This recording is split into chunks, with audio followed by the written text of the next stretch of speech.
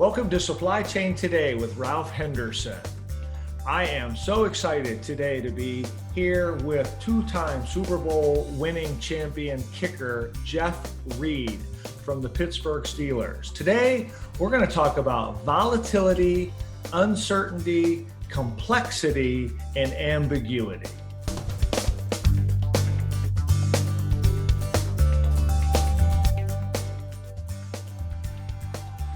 Good afternoon, Jeff. How are you?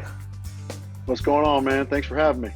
No, my pleasure. I really appreciate you being here. As somebody who grew up near the Pittsburgh area back in the 70s, you can imagine how excited I am to have somebody that's affiliated with that organization on the show. Oh, yeah. So Definitely. thank you so much for being here. Of course.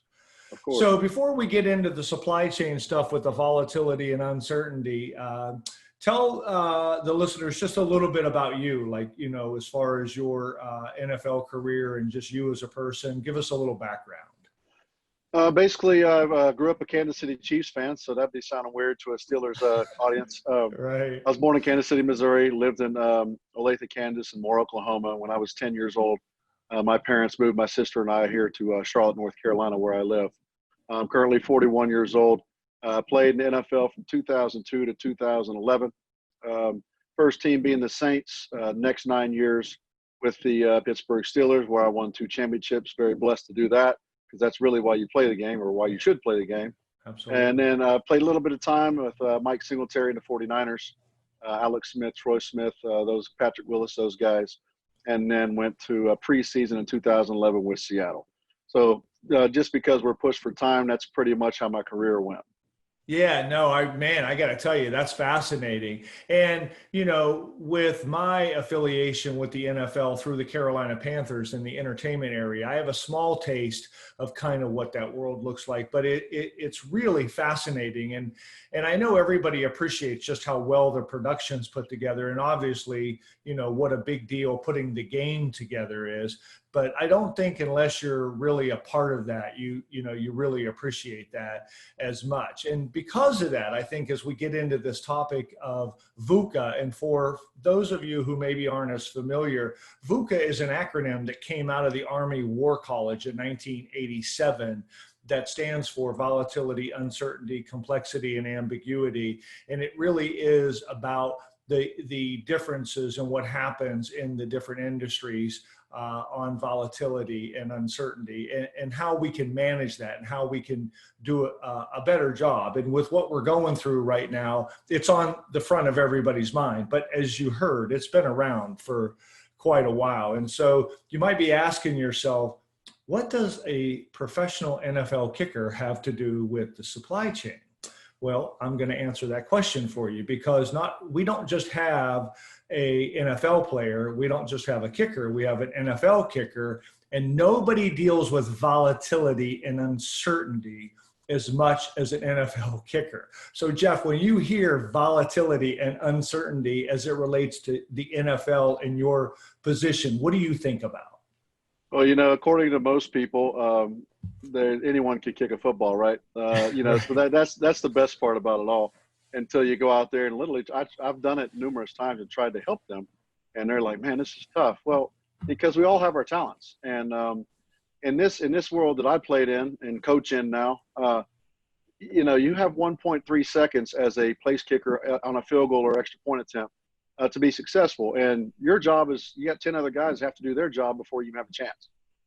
So if you think about 5 times per game, that's 6.5 seconds. So you do all that training, all that, you go through a lot of swings, you go through, 30, 40, 50 kicks a day. You go through pains and gains, and yeah, you're not necessarily hitting like linebackers and fullbacks, of course not. But really, about 10 seconds a game is all you get as a kicker. And that's what you train for. So that's pretty much real simple, going towards your supply chain. And the whole point behind this conversation is you train all year round for about 10 to 15 seconds a game. And again, for my audience, I appreciate you breaking that down because they get that. They love metrics, and they really get how you broke that down on the preparation and the planning and all that you go through as a professional to be involved for, like you said, 10 to 12 seconds a game. But yet when you look at your championships, I was looking at the Super Bowl, I believe 43 with the Arizona Cardinals, and what that came down to. And if you haven't seen that, you have not lived. You need to watch that game. But you scored, I believe, 9 points in that game, and you guys won by, I think, 4.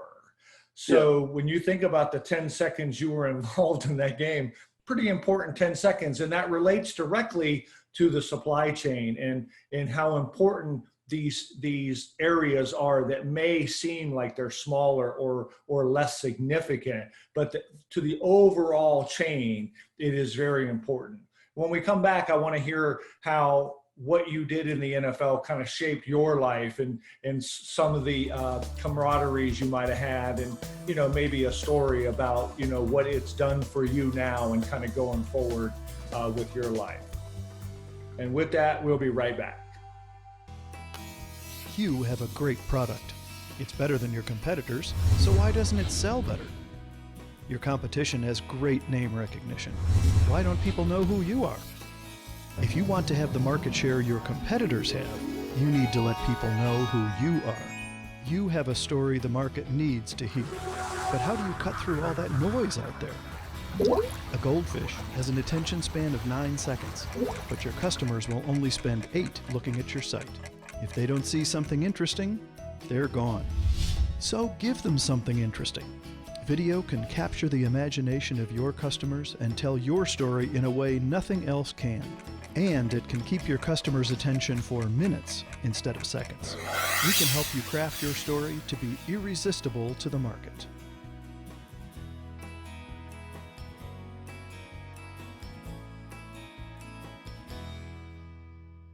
Welcome back to Supply Chain Today with Ralph Henderson. Today I'm joined by 2-time Super Bowl winning champion, Jeff Reed.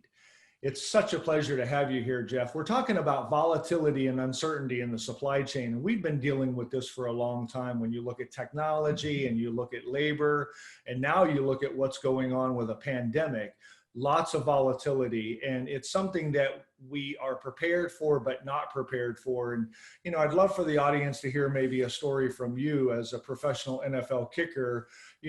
What's something that comes to your mind in the way of a story when you think of volatility, uncertainty, complexity, and ambiguity in the game of football? Well, first and foremost, if you'd have told me 6 months ago I'd have been doing about 20 Zooms in 3 months, I would be like, what is a Zoom? Right. So that's the first thing. So that's uncertainty in itself. And it's, I joke about it, but what we're really in the middle of is tragic. It's sad. Mm-hmm. It's rough. And I don't get into it because so many more, we've all been affected one way or another, but some people have seen some, deaths and some horrible things. So including some of my own friends. But, the one thing I do say as far as football related is, the big uncertainty was the fact that I got a chance to play in the NFL. I played 1 year in high school. I was a soccer player. I didn't want to play football. I wanted to watch it. Wow. They roped me into trying it. I got a look from a few colleges only because we had a great running back, and I made a 54-yarder the game that all these scouts came to watch him. And so they were like, who's that guy? Because back then, now these kickers I coach, man, they're great. You can hit 55-yarders in their sleep. But now back then it was like linebackers towing kickoffs and everybody went for 2. And my high school, which we were not the best team in high school football by any means in Charlotte, but we actually attempted field goals and most people didn't. So that was a standout. And so I got an opportunity. But then even more than that, I walked on at Chapel Hill because when I moved from Oklahoma to North Carolina, you got to pick Duke, Wake Forest, NC State, or Chapel Hill. And I was a Michael Jordan fan, so that was real simple for me. Nice.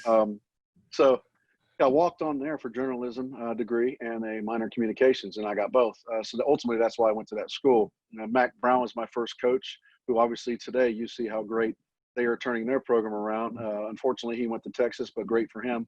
you got a chance to win a national championship. So, Mm. so he brought me in, treated my family like we were brothers, and treated me like a son. And then I had 2 other coaches in the next 4 years. So ultimately, I didn't even know I was going to play in college. I was a walk-on.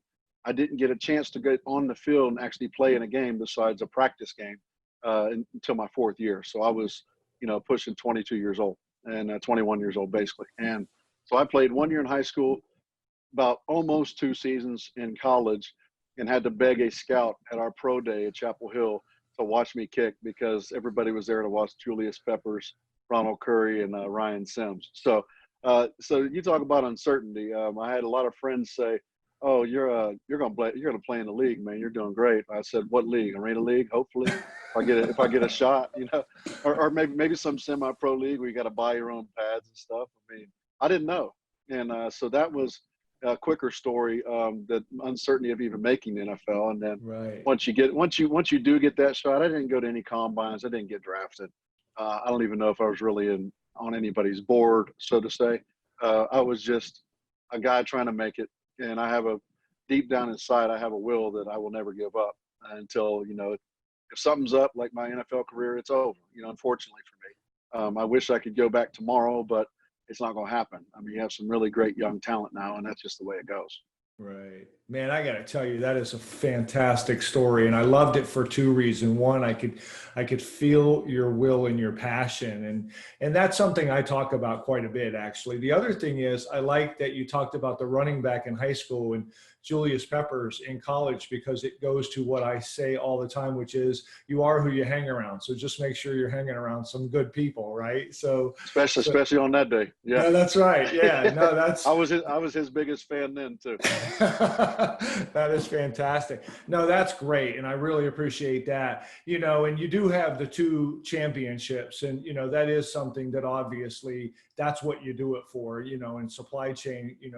We say farm to mouth, we say, origin to consumption. It's really beginning to end, because if any part of that chain breaks down, it doesn't matter how good the rest of the chain is. And you certainly showed that with winning those championships. Any final thoughts as far as that is concerned, just having those 2 championships, what that has meant to you and kind of what it's done for you?